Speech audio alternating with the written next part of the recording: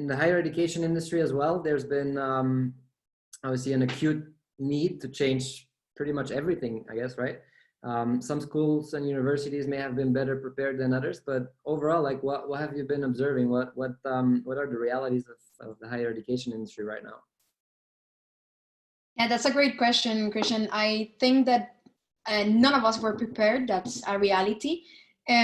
It has been a huge challenge for schools who have to just go completely online or on a remote working system from one day to the other, or at least try to catch up with a few hours or weeks or even within a certain month. But also for professors, all the faculty members that were not trained to teach online and keep that engagement that is now expected in long sessions on Zoom, for example. There's also the student population, which of course was very much affected. Imagine international students. So some of them actually arrived on campus, they were very excited, their spring semester was starting, and then, sorry, the actual student experience as it was initially thought, or as they had in their expectations is, I mean, they need to adapt.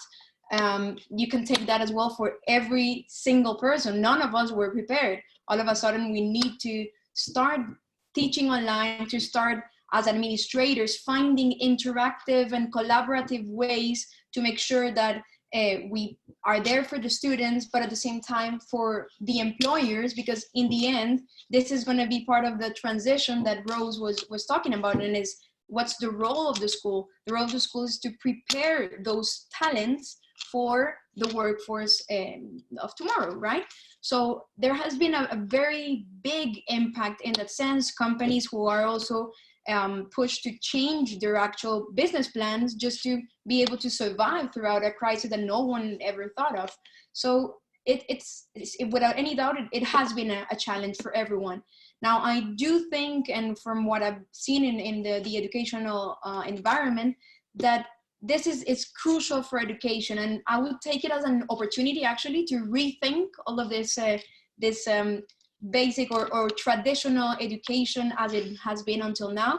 And if I may, we're talking about work, but we're also talking about education, right? And if I may just draw a line in each of our lives, we start by education, we then go into the working environment, and hopefully we continue through lifelong learning, going through actually some trainings throughout our whole career as well. So education has a huge impact no matter what, whether it's to prepare the leaders of tomorrow or to actually continue in that growth process throughout the working years. So in that sense, that has been a huge challenge that now education institutions have a sort of a bigger compromise to actually train those leaders of tomorrow in new jobs that potentially didn't exist until the pre-COVID situation.